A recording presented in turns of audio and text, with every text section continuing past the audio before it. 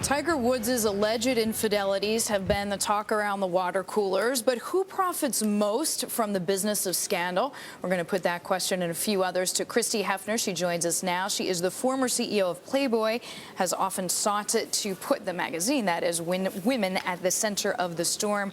On the cover of its magazine, Christie, now director of the liberal think tank Center for American Progress. Christie, so glad to have you with us here in the studio. Thanks for coming in. My pleasure.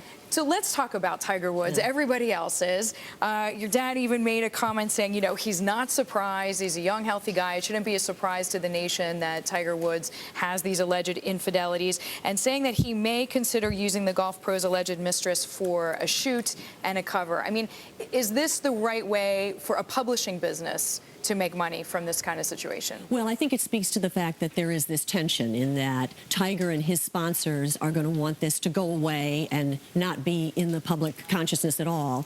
But you have a very hungry media.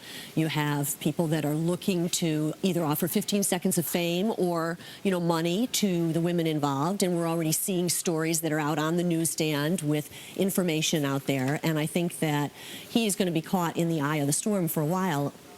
What about the idea that, and we know you're no longer the CEO of Playboy, but what about worried about being used as a vehicle, that is to say, for these women's 15 seconds of fame? On the flip side, does a publication ever worry about that?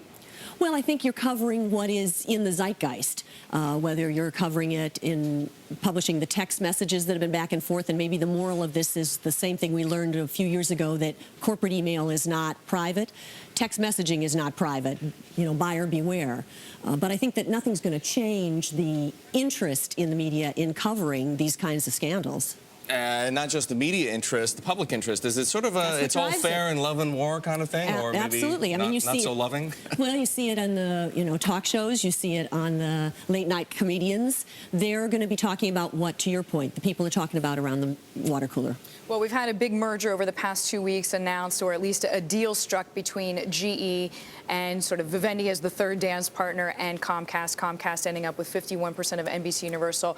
Being at the head of a multi-platform media company, how do you see this idea of content and distribution and the right balance? Well, I think that the big key that you're seeing across the board is companies recognizing that they need to define themselves in the content business. In other words, it's the old, are you in the railroad business or the transportation business?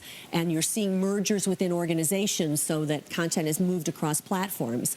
I think one of the interesting things about the Comcast deal is that the focus is really on the basic cable side, that's really where the value creation is more than the network side, which is something very different than what you might have expected 10 years ago. Do you think that's the right focus, though? I mean, do you think that Comcast isn't really a content company? Do you think they're going to figure this out? Well, I think that they're, first of all, not dismantling the team, and they have had interests in the E! channel, Playboy's Girls Next Door, which is the highest-rated reality show on the E! channel. That's been a big success for them, so I suspect they know what they don't know and will look to people to manage that. But I also think, yeah, the focus is on the right side, because I like two revenue stream business models, you know, and the thing about basic cable is you're getting your license fees and you're getting ad support. Christie, we only have about 30 seconds left. Rupert Murdoch wrote an op-ed. Is paying for content the way to go?